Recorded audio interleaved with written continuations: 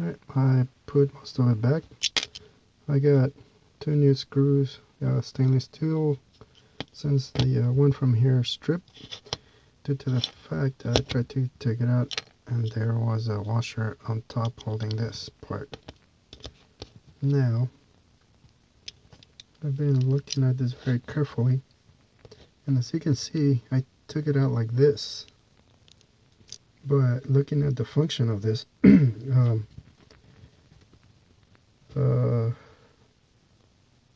it looks like it's actually backwards. This is supposed to be on this side, because when you press the button, it opens up, which is this part here, and there is a little like a stand here, and that's where it looks like that's where the spring goes, from that side.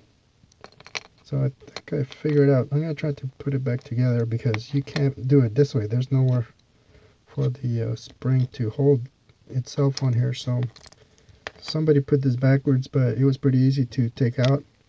I just needed to take out those pins, and basically what I did was, since I didn't show it on the video, I just went like this with this one. Started going sideways like that, and it started coming off, and they came off. I thought I was gonna have to drill those, but so I'm gonna have to try and get that in there, and then see if once I press the button it actually opens all the way, because that was the problem I was having. So let's see.